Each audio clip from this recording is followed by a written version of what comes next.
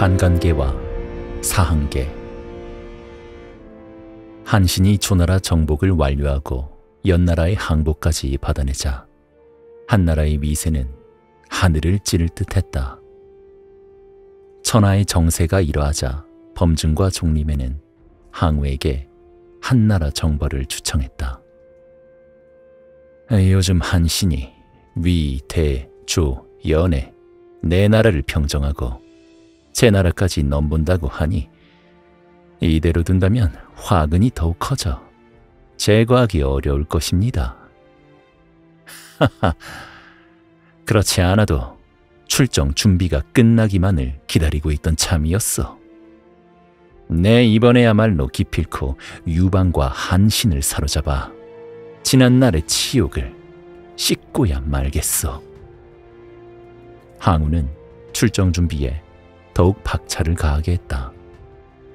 이 소식을 탐지한 유방은 즉시 장량과 진평을 불러 대책을 논의했다.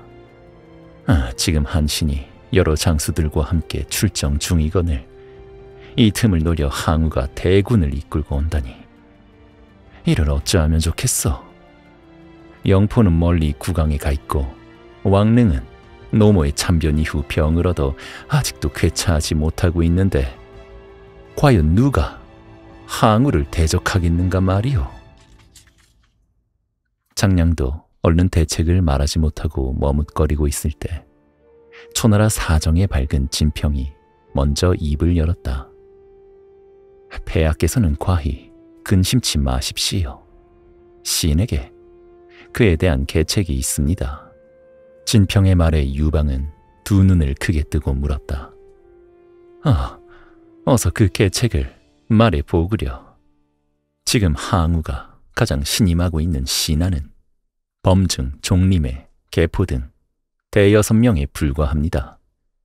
그러므로 반간계를 써서 초나라 장수들에게 뇌물을 먹이고 헛소문을 퍼뜨려 군신 간의 이간을 시킨다면 단순하고 우직한 항우는 그것을 고집 믿을 것입니다. 장량도 진평의 계책에 찬동하자 유방은 즉시 진평의 계책을 받아들여 그에게 황금 4만 근을 내어주도록 했다. 진평은 지체하지 않고 대여섯 명의 언변이 좋은 신복들을 은밀히 팽성으로 잠입시켜 초나라 장수들에게 재물을 나누어 주게 했다. 그렇게 며칠이 지나지 않아 팽성에는 이상한 소문이 꼬리를 물기 시작했다. 범증과 종림의 등이 여러 번 큰 공을 세웠음에도 불구하고 아무런 봉작도 주어지지 않자 한왕과 내통하여 초나라를 멸망케 하려 한다는 터무니없는 유언비어였다. 여러 장수들 사이에 은밀히 귀갯말로 오가기 시작한 이 소문은 급기야 군사들과 백성들 사이에서도 공공연한 비밀처럼 나돌게 되었다. 마침내 이 소문은 항우의 귀에까지 들어가게 되었다. 항우는 당장이라도 두 사람을 잡아 목을 치고 싶었지만 아무래도 석연치 않은 구석이 한두 군데가 아니었다. 하지만 두 사람을 의심하는 마음을 끝내 지울 수는 없었다. 큰일 날 뻔하지 않았는가? 고얀 놈들, 감히 나를 속이려 하다니. 항우는 이후 일체 범증 종림회와는 이를 의논하지 않은 채 급히 출전 명령을 내렸다. 하루빨리 유방을 쳐서 화근을 뿌리 뽑는 동시에 범증과 종림의 일거수일투족을 감시하기 위해서였다.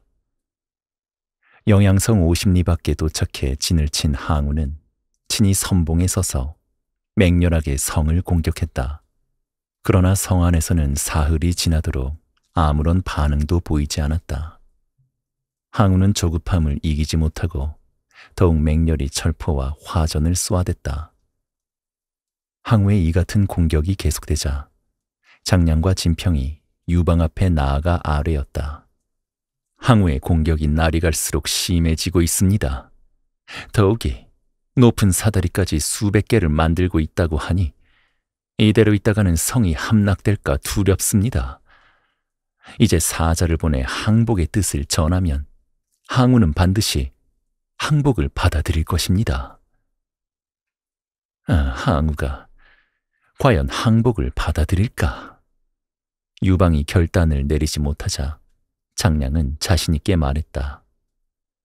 엿새 동안이나 성을 공략했지만 이쪽에서 아무런 반응을 보이지 않아 항우도 내심 초조하게 생각할 것입니다. 이럴 때 사자가 가서 화평을 제의한다면 응하지 않을 수 없을 것입니다.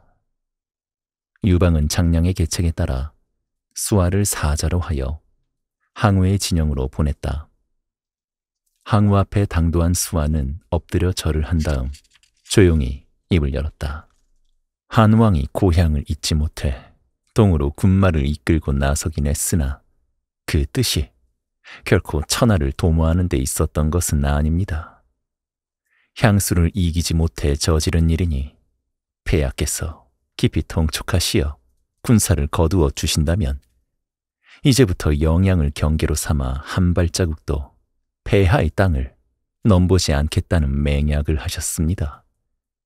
바라옵건대 양국 간의 길이 화친을 청하오니 받아들여 주십시오. 항우는 말없이 듣고 있다가 범증을 돌아보고 물었다.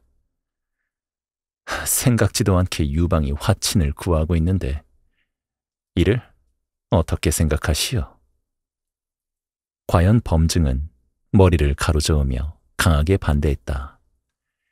안 될 말씀입니다. 이제 저들이 화친을 구하고 있는 것은 영양성을 지켜낼 재간이 없자 어떻게든 위기를 벗어나 보려는 농간에 불과합니다. 폐하께서는 즉시 사자를 내치시고 더욱 강하게 영양성을 치도록 하십시오. 범증의 진심 어린 주청에도 불구하고 항우의 표정은 냉담하기 그지없었다. 마음속에 자리 잡은 범증에 대한 의심을 떨치지 못했기 때문이었다. 수아가 이 틈을 놓치지 않고 항우 앞에 다시 엎드려 아뢰었다. 폐하, 이 일은 절대로 타인의 말에 흔들려서는 안 되는 중대사입니다. 게다가 한신이 이미 북방에서 회군하고 있습니다. 만일 한신이 폐하의 뒤를 치게 되면 화친은 깨어지고 또다시 수많은 군사들이 피를 흘려야 하니 폐하께서는 이 점을 깊이 통찰하십시오. 수아의 이 말은 확실히 효과가 있었다. 만일 영양성 공략에 시간을 허비하는 동안에 한신이 팽성을 들이치거나 아니면 영양성으로 와서 자신의 배후를 공격한다면 그것도 큰 걱정이 아닐 수 없었다.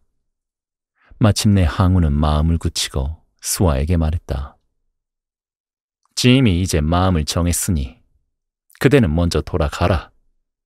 곧 사자를 보내어 한왕과 화친을 도모하리라.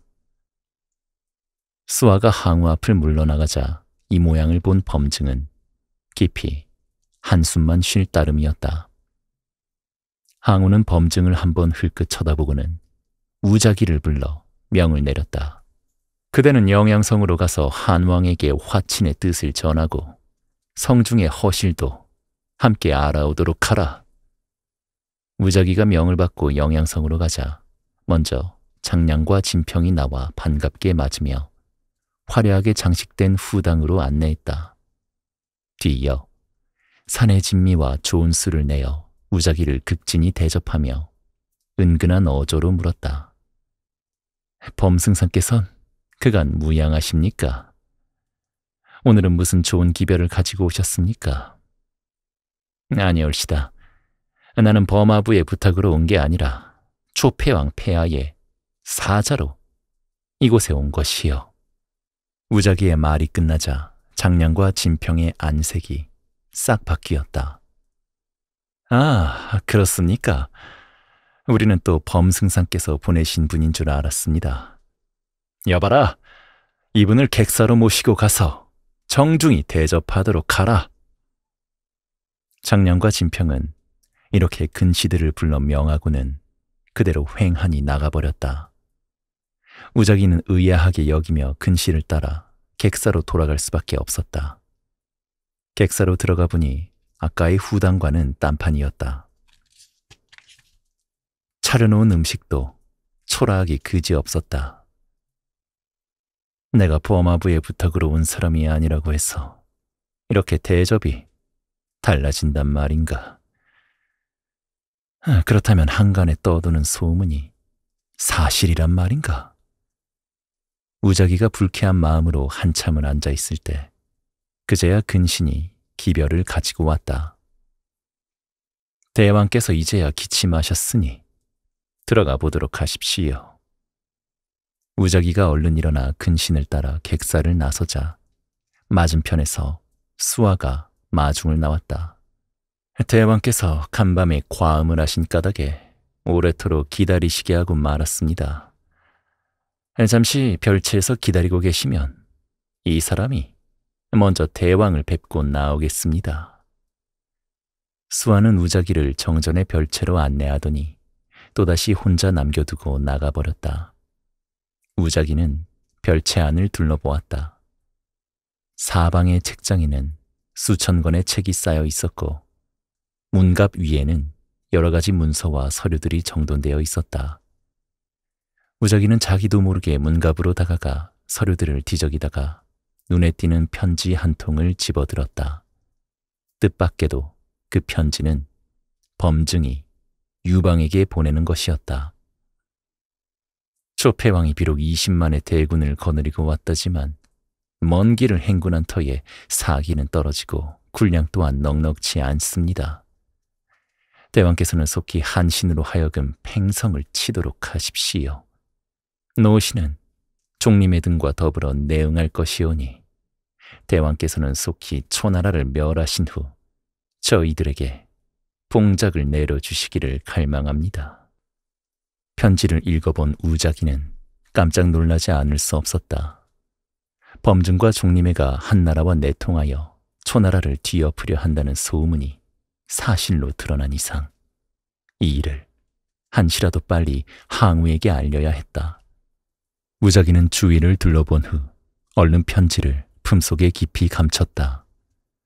이때 옆방에 숨어서 숨소리도 내지 않고 이를 지켜보고 있던 장량과 진평은 서로 회심의 미소를 나누었다. 곧 장량의 신호를 받은 수아가 우자기가 있는 별채로 들어왔다. 대왕께서 기다리고 계십니다. 우자기는 수아를 따라 유방 앞으로 나아갔다. 유방은 짐짓숙치로 지친 낯빛을 보이며 말했다. 내가 오랫동안 전쟁으로 시달린 백성들을 생각하여 조폐왕께 화친을 청하였더니 다행히 조폐왕께서 이를 허락하셨구려. 지금부터 관서를 한나라 땅으로 하고 관동을 초나라 땅으로 정한 후 길이 화목하게 지냈으면 좋겠으니 그대는 나를 위하여 조폐왕께 이 뜻을 잘 전해주길 바라오. 우자기는 유방의 말이 끝나자마자 바로 아래였다. 조폐왕께서는 이미 그같이 마음을 정하시고 이 사람으로 하여금 대왕을 뵙게 하신 것입니다. 하오니 대왕께서는 사흘 안에 초진으로 나오시어 조폐왕께 이 맹약을 다시금 확인해 주시기 바랍니다. 내 반드시 나가 조폐왕을 뵙겠으니 그리 알고 먼저 돌아가서 내 뜻을 전해 주시오. 우자기는 촉은 진영으로 돌아오는 즉시 항우에게 영양성에서 있었던 일을 세세히 고한 후 품속에서 문제의 편지를 꺼내 바쳤다. 편지를 읽고 난 항우는 버럭 소리부터 질렀다. 어찌 이럴 수가 있는가. 한간에 떠도는 소문을 듣고도 믿지 않았거늘 이제 보니 모두가 사실이었구나. 어서 범증을 끌어내어 형틀에 매달아라. 이 소식을 듣고 급히 달려온 범증이 항우 앞에 엎드려 통곡했다. 폐하, 부디 고정하시고 노신의 말을 들어주십시오. 이제 노쇠하여 육신을 거둘 날도 멀지 않았는데 노신이 어째 두 마음을 품겠습니까? 이는 필시 폐하와 노신 사이를 이간질하려는 장량과 진평의 반관계이니 폐하께서는 깊이 통찰하소서. 범증의 깡마른 어깨가 애처롭게 들썩였지만 항우는 이미 이성을 잃은 사람처럼 펄펄 뛰었다. 듣기 싫다! 우자기는 짐에게 있어 혈육과 다름없거늘 어찌 없는 일을 꾸미겠는가. 게다가 확실한 물증까지 있으니 더 이상 짐을 속이려 하지 마라. 범증은 마침내 모든 것을 포기했다. 오랫동안 곁에서 봐왔던 항우이기에 그의 성품을 누구보다 잘 알고 있었던 것이다. 이제 노신을 죽이시건 버리시건 폐하의 뜻대로 하십시오. 다만 지난 3년 동안 폐하를 모시고 전장을 누비며 진력을 다해온 노신을 불쌍히 여기시거든 고향으로 돌아가 여생이나 지내게 해주십시오. 범증의 두 눈에선 뜨거운 눈물이 하염없이 흘렀다. 이 모양을 굽어보고 있던 항우는 그동안 자신과 함께 해왔던 범증의 충성과 공로를 생각하고는 마치 수족을 잘라내는 듯한 비통함에 빠졌다. 그의 입에서 무거운 목소리가 한숨처럼 터져나왔다. 여봐라, 저 노인을 고향으로 돌려보내도록 하라. 이렇게 해서 범증은 한 사람의 평범한 늙은이가 되어 오랫동안 떠나 있었던 고향길을 더듬어갔다. 항우를 도와 진나라를 멸하고 천하제후들을 진압하여 오늘에 이르기까지의 일들이 주마등처럼 눈앞을 스쳐 지나갔다. 하지만 지금 그의 곁에는 2명의 종자가 전부였다. 범증의 입에선 긴 탄식이 절로 나왔다. 내 온 힘을 다해 초나라를 섬겼거늘 오늘날 이처럼 목숨을 구걸해 쫓겨날 줄은 꿈엔들 생각 못했구나. 이는 나의 불행이요 또한 초나라의 불행이다. 여러 날이 걸려 팽성으로 돌아온 범증은 그날 밤부터 화병으로 앓아누웠다. 그러던 것이 차츰 등에 커다란 종기가 생겨나더니 운신도 못할 만큼 쑤시고 아파오는 게 아닌가. 도저히 견딜 수 없는 지경이 되자 범증은 2 종자를 불러 당부했다.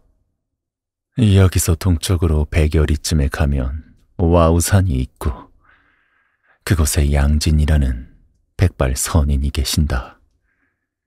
내게 도를 가르쳐 주신 스승으로 너희가 찾아뵙고 내 말을 엿주면 종기를 치료할 영약을 주실 것이다.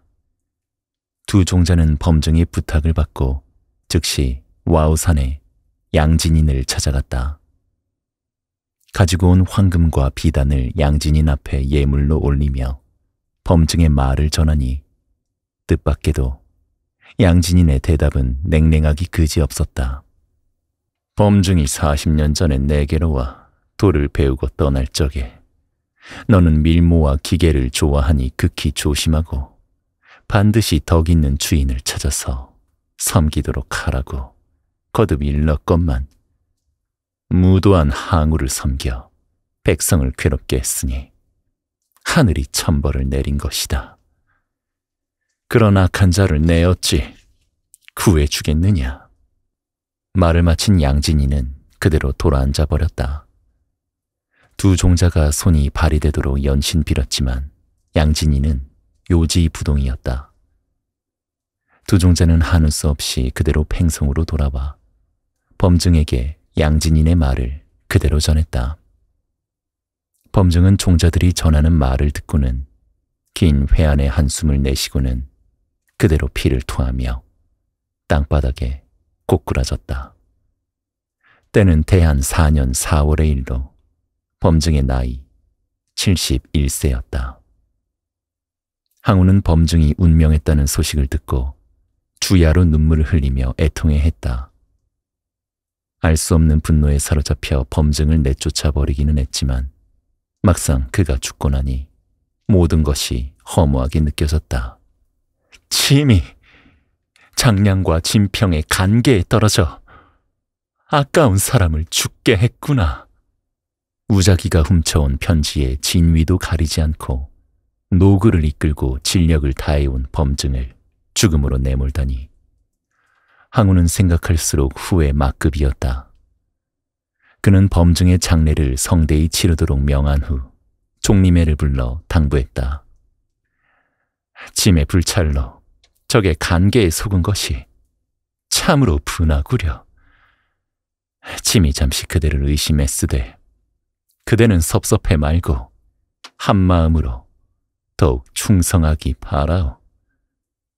종리매는 머리를 조아리며 대답했다. 황송하옵니다. 신이 폐하를 모시는 동안 재주도 없고 공로도 없이 3년을 지냈사오나 진충보국의 1년만은 태산과 같습니다. 그 마음은 범아부 역시 같았을 것입니다. 항우는 무거운 신음을 내뱉으며 고개를 끄덕였다.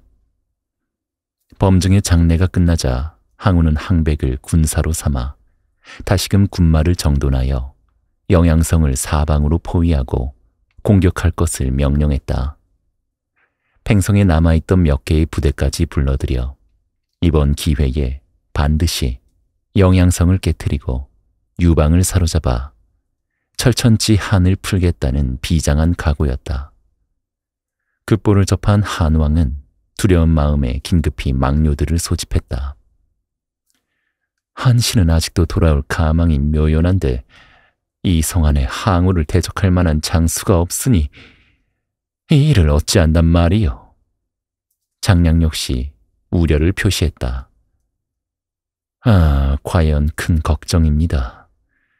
지금 가장 두려운 것은 구원병이 당도하지 않은 이때에 적이 영하의 물을 막아 성 안으로 돌려대는 것입니다. 그때는 정말 어찌해볼 도리가 없을 것입니다. 그러자 진평이 나서며 아뢰었다. 신에게 한 가지 계책이 있습니다만. 그래, 대체 어떤 계책이요? 진평이 한왕 곁으로 다가가 귓속말로 속삭였다. 묘책 중 묘책이니 장량과 상의하여 조속히 시행하시오. 장량과 진평은 즉시 항서를 써서 사자를 시켜 항우의 진영으로 가져가게 했다. 그 내용은 대충 이러한 것이었다. 한왕 유방은 초패왕 폐하께 삼가 머리를 조아려 항서를 바칩니다. 신은 오래도록 포위를 당하여 안으로 강한 군사가 없고 밖으로는 구원하는 자가 없어 이제는 더 지탱할 수 없으므로 즉시 진중의 땅을 바치고 성에서 나아가 항복을 드리고자 합니다. 폐하께서는 이를 불쌍히 여기시어 구차한 목숨이나 보전케 해주소서. 항우는 즉시 회서를 써서 사자를 돌려보낸 다음 급히 여러 장수들을 불러들여 명했다. 유방이 마침내 오늘 밤 안으로 짐에게 와서 항복해 온다고 한다. 그대들은 미리 숨어 있다가 그놈이 항복할 때 발기발기 찢어 죽여 짐의 평생 원한을 풀게 하라. 그리하여 계포와 종림회 등은 즉시 만반의 준비를 갖추고 유방이 나오기만을 고대했다. 한편 이때 진평과 장량은 머리를 맞대고 있었다. 우선 대왕부터 멀리 피하시게 해야 하지 않겠소? 그러자 진평이 대답했다. 그렇지 않소이다. 항우는 본시 조급한 성격이라 조금이라도 늦게 되면 즉시 또 성을 공격할 것입니다. 더구나 사방에 초병이 철통같이 애워싸고 있는 이때 섣불리 대왕을 먼저 나가시게 할 수 없으니 내 이제 많은 미녀들을 차례로 먼저 내보낸 뒤에 대왕과 외모가 비슷한 기신을 나중에 나가게 할까 합니다. 그렇게 하면 사방의 포위망이 자연히 풀리고 그때 서문으로 대왕을 모시고 나가면 안전할 것입니다. 두 사람은 즉시 유방으로 하여금 평민 옷으로 갈아입게 하고 여러 장수들에게도 몸차림을 가볍게 하여 달아나기 쉽게 한 후 주가와 종공 두 사람을 불러 영양성을 지키라 명했다. 이윽고 저녁 어스름이 짙어져 사람의 얼굴을 알아보기 어려울 때쯤이 되었다. 아름다운 궁녀 50여 명을 선두로 세운 가짜 유방이 곤용포를 입고 용차에 앉아 성의 동문을 통하여 서서히 앞으로 나왔다. 초진에서 멀리 이 모양을 바라보고 있던 항우가 폭소를 터뜨렸다. 유방이 본시 주색을 좋아한다더니 이런 때에도 계집들을 버리지 못하고 궁녀들을 이끌고 나오는구나. 저러고서 무슨 큰일을 한다 하는가? 한편 진평은 수백 명의 미녀들을 곱게 단장시켜 뒤이어 내보냈는데 과연 그의 예상대로 사방의 초군들이 동문으로 모여들어 서로 앞을 다투어 구경하느라 대열은 문란해지고 포위망은 자연히 풀리게 되었다. 유방은 이때를 놓치지 않고 여러 신하들과 장군들을 거느리고 몰래 서문으로 빠져나가 급히 성고성을 향하여 말을 몰아 달리기 시작했다. 이런 사실을 알 리 없는 항우는 이제나 저제나 기다리고 있는 중에 이미 이경을 알리는 북소리가 울려 퍼졌다. 유방은 뭘 하느라고 빨리 나오지 않는 것이냐? 화가 치민 항우가 진지 앞으로 나와보니 한 채의 수레를 호위하고 수백 명의 미녀들이 서서히 다가오고 있었다. 그런데 수레에서 내려 무릎걸음으로 기어와야 할 유방이 수레에 탄 채 꼼짝도 하지 않는 것이었다. 항복하는 패장놈이 어찌 이다지도 무례하단 말인가? 이미 짐이 나와 있는 것을 보았으면서도 마차에서 내리려 하지 않으니 수레 안에서 취해 뻗었기라도 했단 말이냐? 항우가 대노하여 호통을 치자 군사들이 급히 유방을 수레에서 끌어내어 항우 앞에 끌고 왔다. 이놈 유방아! 네가 어찌 감히 짐에게 항거하려 했단 말이냐? 입이 있거든 대답해 보거라. 항우의 이 같은 호통에도 유방은 꿇어 엎드리지 않고 꼿꼿하게 선 채로 말했다. 나는 한해 대장 기신이다. 내 주군을 대신하여 이곳에 왔다. 이제 한왕은 한신과 영포, 팽월 등 여러 제후들과 합세해 팽성이 허술한 틈을 타서 급히 쳐부수고 패왕의 일족을 사로잡은 뒤에 광무에서 초나라를 상대로 자웅을 겨루고자 지금은 이미 200여리밖에 나가셨을 것이다.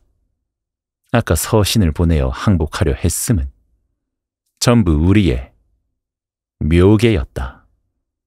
이 말을 듣고 난 초군 장수들은 그만 어안이 벙벙하여 말들을 못하고 섰는데 반면 항우가 탄식하며 말했다. 유방이 달아나기는 매우 쉬운 일이나 기신이 유방을 대신함은 진실로 어려운 일. 이야말로 충이 지사로다.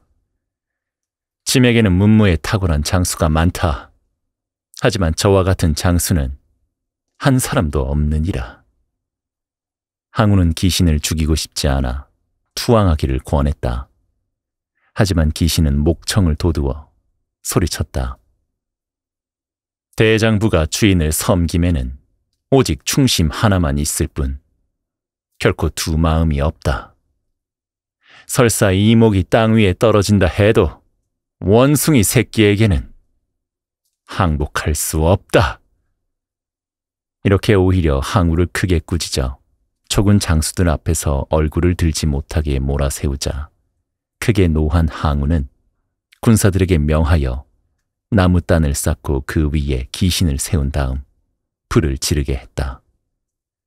순식간에 불길이 타올랐지만 불더미 속에 쌓인 기신은 조금도 흐트러짐이 없이 그대로 한 줌의 재가 되어버리니 보는 사람마다 그 장렬함에 감탄하지 않는 자가 없었다.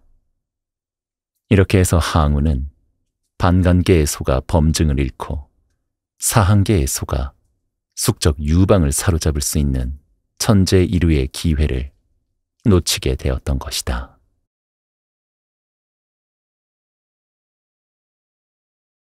반간계와 사한계. 한신이 조나라 정복을 완료하고 연나라의 항복까지 받아내자 한나라의 위세는 하늘을 찌를 듯했다. 천하의 정세가 이러하자 범증과 종림에는 항우에게 한나라 정벌을 추청했다. 요즘 한신이 위, 대, 조, 연에 네 나라를 평정하고 제 나라까지 넘본다고 하니 이대로 둔다면 화근이 더욱 커져 제거하기 어려울 것입니다. 하하, 그렇지 않아도 출정 준비가 끝나기만을 기다리고 있던 참이었어. 내 이번에야말로 기필코 유방과 한신을 사로잡아 지난날의 치욕을 씻고야 말겠어. 항우는 출정 준비에 더욱 박차를 가하게 했다. 이 소식을 탐지한 유방은 즉시 장량과 진평을 불러 대책을 논의했다.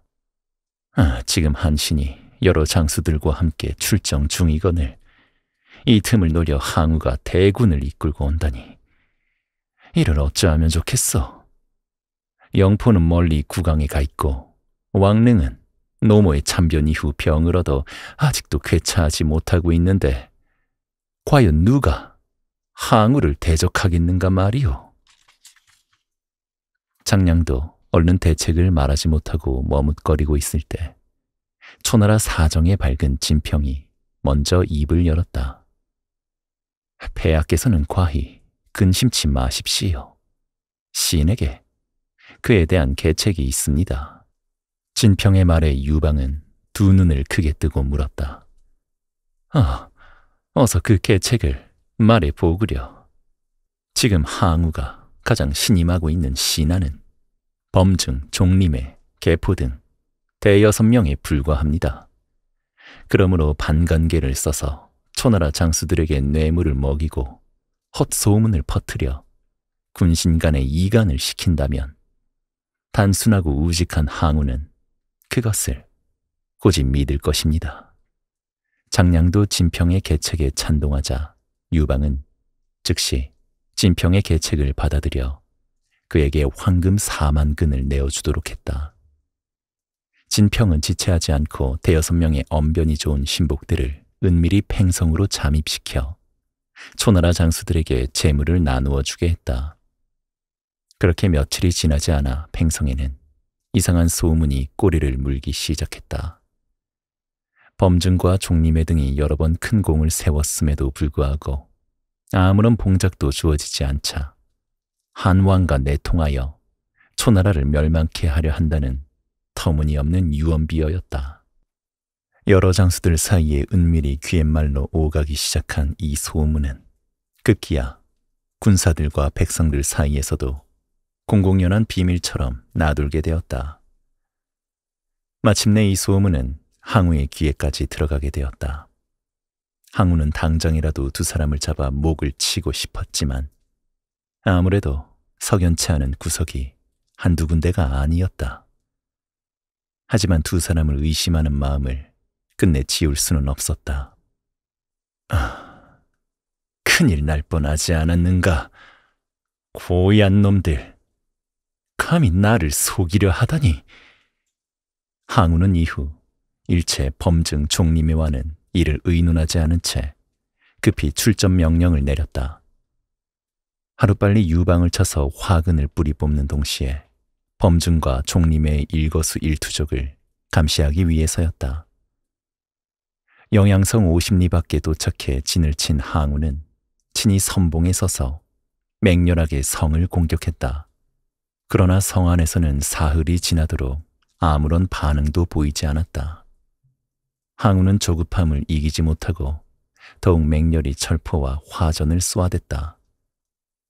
항우의 이 같은 공격이 계속되자 장량과 진평이 유방 앞에 나아가 아뢰었다. 항우의 공격이 날이 갈수록 심해지고 있습니다. 더욱이 높은 사다리까지 수백 개를 만들고 있다고 하니 이대로 있다가는 성이 함락될까 두렵습니다. 이제 사자를 보내 항복의 뜻을 전하면 항우는 반드시 항복을 받아들일 것입니다. 항우가 과연 항복을 받아들일까? 유방이 결단을 내리지 못하자 장량은 자신 있게 말했다. 엿새 동안이나 성을 공략했지만 이쪽에서 아무런 반응을 보이지 않아 항우도 내심 초조하게 생각할 것입니다. 이럴 때 사자가 가서 화평을 제의한다면 응하지 않을 수 없을 것입니다. 유방은 장량의 계책에 따라 수아를 사자로 하여 항우의 진영으로 보냈다. 항우 앞에 당도한 수아는 엎드려 절을 한 다음 조용히 입을 열었다. 한왕이 고향을 잊지 못해 동으로 군마를 이끌고 나서긴 했으나 그 뜻이 결코 천하를 도모하는 데 있었던 것은 아닙니다. 향수를 이기지 못해 저지른 일이니 폐하께서 깊이 통촉하시어 군사를 거두어 주신다면 이제부터 영양을 경계로 삼아 한 발자국도 폐하의 땅을 넘보지 않겠다는 맹약을 하셨습니다. 바라옵건대 양국 간의 길이 화친을 청하오니 받아들여 주십시오. 항우는 말없이 듣고 있다가 범증을 돌아보고 물었다. 생각지도 않게 유방이 화친을 구하고 있는데 이를 어떻게 생각하시오? 과연 범증은 머리를 가로저으며 강하게 반대했다. 안 될 말씀입니다. 이제 저들이 화친을 구하고 있는 것은 영양성을 지켜낼 재간이 없자 어떻게든 위기를 벗어나 보려는 농간에 불과합니다. 폐하께서는 즉시 사자를 내치시고 더욱 강하게 영양성을 치도록 하십시오. 범증의 진심 어린 주청에도 불구하고 항우의 표정은 냉담하기 그지없었다. 마음속에 자리 잡은 범증에 대한 의심을 떨치지 못했기 때문이었다. 수아가 이 틈을 놓치지 않고 항우 앞에 다시 엎드려 아뢰었다. 폐하, 이 일은 절대로 타인의 말에 흔들려서는 안 되는 중대사입니다. 게다가 한신이 이미 북방에서 회군하고 있습니다. 만일 한신이 폐하의 뒤를 치게 되면 화친은 깨어지고 또다시 수많은 군사들이 피를 흘려야 하니 폐하께서는 이 점을 깊이 통찰하십시오. 수아의 이 말은 확실히 효과가 있었다. 만일 영양성 공략에 시간을 허비하는 동안에 한신이 팽성을 들이치거나 아니면 영양성으로 와서 자신의 배후를 공격한다면 그것도 큰 걱정이 아닐 수 없었다. 마침내 항우는 마음을 굳히고 수아에게 말했다. 짐이 이제 마음을 정했으니 그대는 먼저 돌아가라. 곧 사자를 보내어 한왕과 화친을 도모하리라. 수아가 항우 앞을 물러나가자 이 모양을 본 범증은 깊이 한숨만 쉴 따름이었다. 항우는 범증을 한번 흘끗 쳐다보고는 우자기를 불러 명을 내렸다. 그대는 영양성으로 가서 한왕에게 화친의 뜻을 전하고 성중의 허실도 함께 알아오도록 하라. 우자기가 명을 받고 영양성으로 가자 먼저 장량과 진평이 나와 반갑게 맞으며 화려하게 장식된 후당으로 안내했다. 뒤이어 산의 진미와 좋은 술을 내어 우자기를 극진히 대접하며 은근한 어조로 물었다. 범승상께선 그간 무양하십니까? 오늘은 무슨 좋은 기별을 가지고 오셨습니까? 아니올시다. 나는 범아부의 부탁으로 온 게 아니라 초패왕 폐하의 사자로 이곳에 온 것이요. 우자기의 말이 끝나자 장량과 진평의 안색이 싹 바뀌었다. 아, 그렇습니까? 우리는 또 범승상께서 보내신 분인 줄 알았습니다. 여봐라, 이분을 객사로 모시고 가서 정중히 대접하도록 하라. 장량과 진평은 이렇게 근시들을 불러 명하고는 그대로 횡하니 나가버렸다. 우자기는 의아하게 여기며 근시를 따라 객사로 돌아갈 수밖에 없었다. 객사로 들어가 보니 아까의 후당과는 딴판이었다. 차려놓은 음식도 초라하기 그지없었다. 내가 범아부의 부탁으로 온 사람이 아니라고 해서 이렇게 대접이 달라진단 말인가. 그렇다면 한간에 떠도는 소문이 사실이란 말인가? 우자기가 불쾌한 마음으로 한참을 앉아있을 때 그제야 근신이 기별을 가지고 왔다. 대왕께서 이제야 기침하셨으니 들어가 보도록 하십시오. 우자기가 얼른 일어나 근신을 따라 객사를 나서자 맞은편에서 수아가 마중을 나왔다. 대왕께서 간밤에 과음을 하신 까닭에 오래도록 기다리시게 하고 말았습니다. 잠시 별채에서 기다리고 계시면 이 사람이 먼저 대왕을 뵙고 나오겠습니다. 수아는 우자기를 정전의 별채로 안내하더니 또다시 혼자 남겨두고 나가버렸다. 우자기는 별채 안을 둘러보았다. 사방의 책장에는 수천 권의 책이 쌓여 있었고 문갑 위에는 여러 가지 문서와 서류들이 정돈되어 있었다. 우자기는 자기도 모르게 문갑으로 다가가 서류들을 뒤적이다가 눈에 띄는 편지 한 통을 집어들었다. 뜻밖에도 그 편지는 범증이 유방에게 보내는 것이었다. 조폐왕이 비록 20만의 대군을 거느리고 왔다지만 먼 길을 행군한 터에 사기는 떨어지고 군량 또한 넉넉지 않습니다. 대왕께서는 속히 한신으로 하여금 팽성을 치도록 하십시오. 노신은 종림의 등과 더불어 내응할 것이오니 대왕께서는 속히 초나라를 멸하신 후 저희들에게 봉작을 내려주시기를 갈망합니다.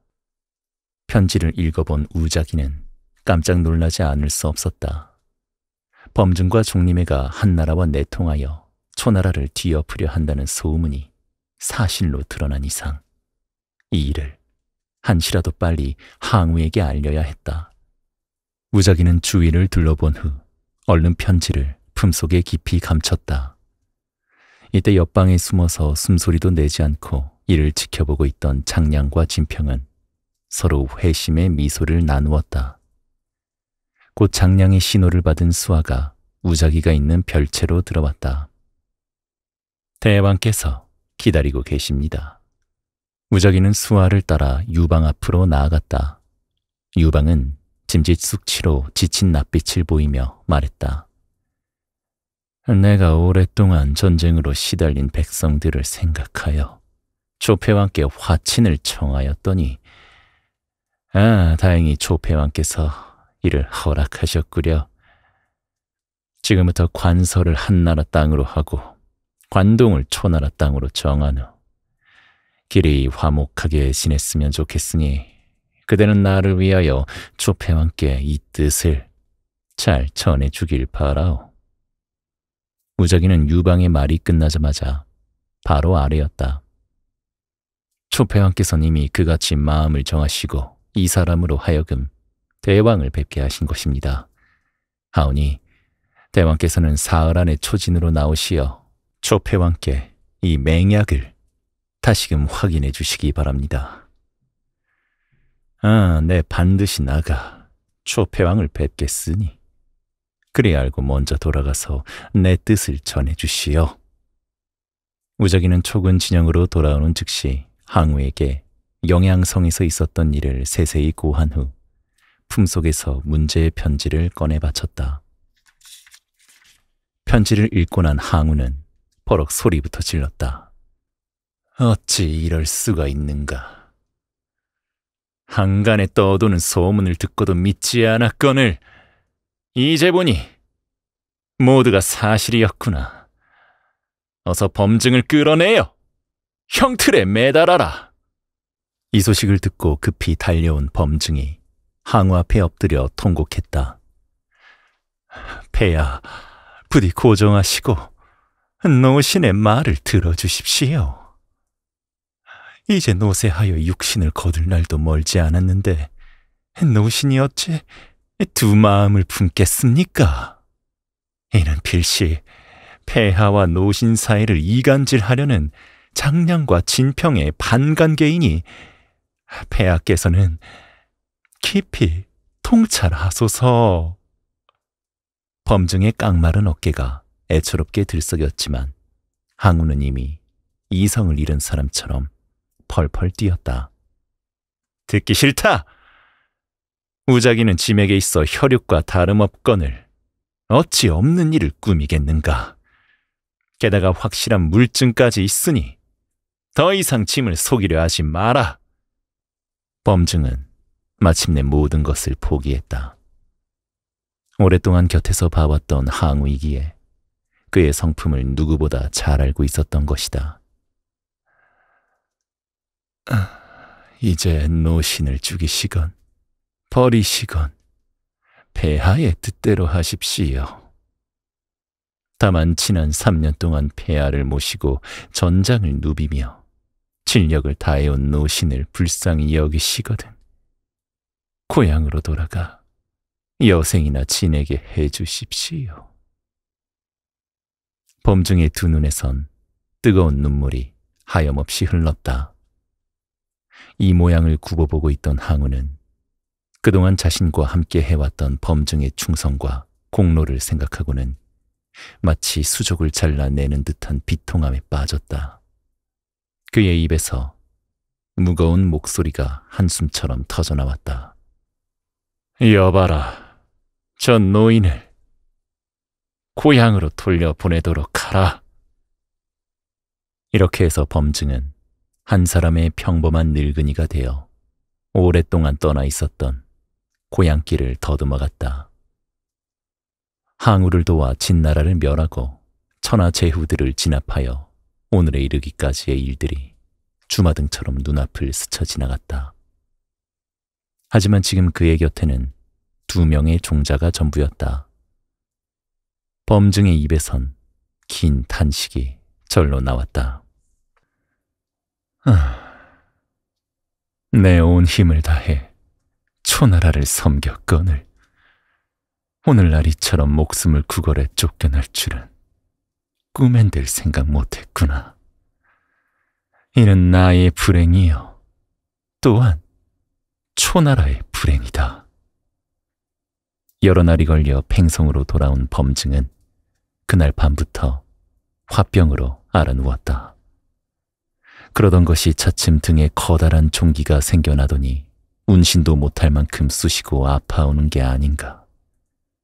도저히 견딜 수 없는 지경이 되자 범증은 2 종자를 불러 당부했다. 여기서 동쪽으로 100여리쯤에 가면 와우산이 있고 그곳에 양진이라는 백발 선인이 계신다.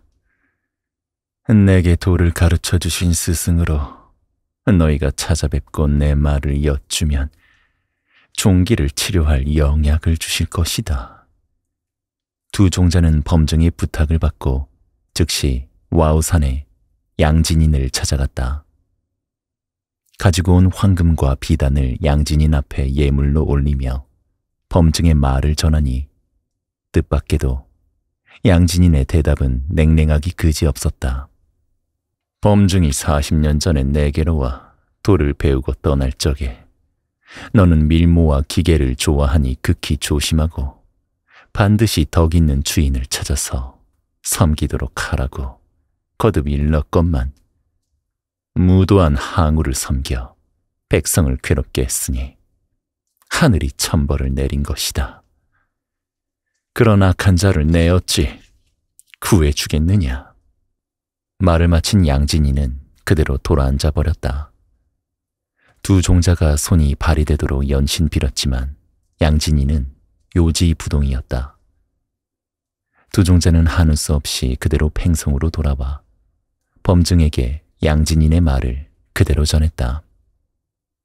범증은 종자들이 전하는 말을 듣고는 긴 회한의 한숨을 내쉬고는 그대로 피를 토하며 땅바닥에 꼬꾸라졌다.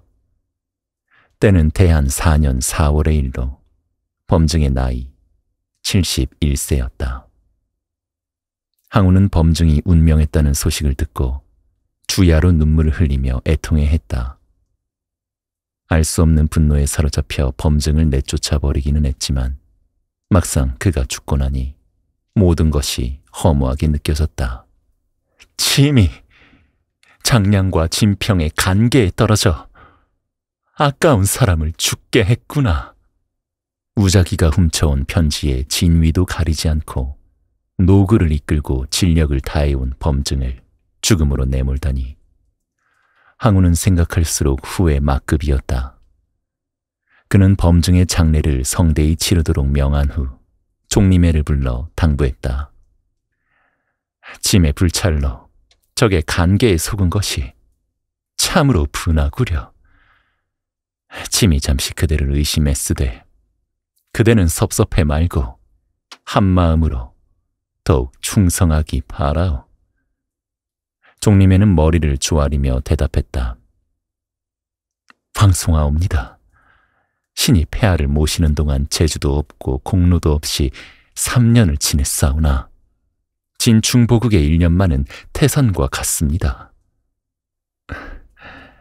그 마음은 범아부 역시 같았을 것입니다. 항우는 무거운 신음을 내뱉으며 고개를 끄덕였다. 범증의 장례가 끝나자 항우는 항백을 군사로 삼아 다시금 군마를 정돈하여 영양성을 사방으로 포위하고 공격할 것을 명령했다. 팽성에 남아있던 몇 개의 부대까지 불러들여 이번 기회에 반드시 영양성을 깨뜨리고 유방을 사로잡아 철천지 한을 풀겠다는 비장한 각오였다.